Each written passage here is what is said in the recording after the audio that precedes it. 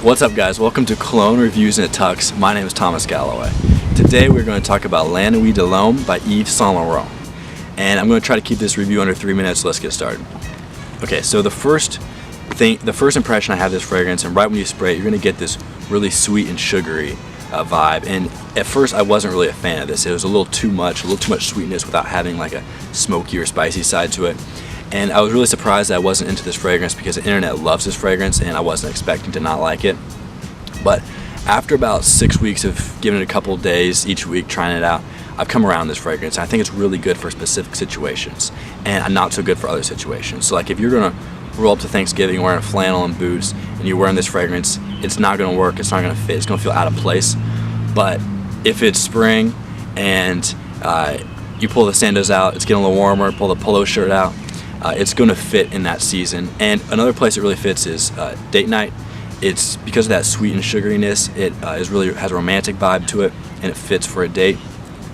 This fragrance has also been described as a sensual fragrance, and I don't think I agree with that. I think this fragrance is almost too sweet and sugary, almost too nice to be a sensual fragrance. It doesn't have enough of a smoky or spicy quality to be a sensual fragrance, and I do think a fragrance can be romantic without being sensual.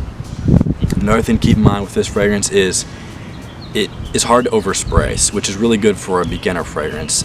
Because it doesn't have that spicy or smokiness to a large extent, you can spray it a few times, it's not going to be overpowering, and that's great to start out with. Also, it's good for, versatility is great. You can wear this, I think, in most seasons.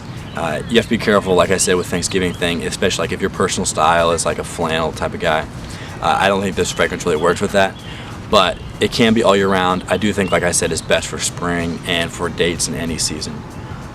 Also, the sillage and longevity are average. I don't think they're particularly great. It's good enough. It projects well. It lasts a pretty long time, but it's not astounding. Also, if you really, really like this fragrance, I think it can be your signature scent, but I don't think it should be unless you absolutely love this. I think it doesn't have enough that spicy or smoky quality, so if you just go with this fragrance, you're missing out on a whole area of fragrances that are really good, the smoky and the spicy ones. If this video or any other videos I've done so far have been helpful to you, please like, subscribe, and share. It really does help. And as always, if you have questions about fragrance in general, or requests for a specific cologne to be reviewed, comment below, email colognereviews@tux@gmail.com, or reach out to me directly. And if you want to hear me talk about things that aren't cologne, I recently started a podcast with my brother Noah Galloway, my good friend Evan Isabel, and you can find that link below as well. We talk about food, movies, and stuff like that. So thanks for watching, guys.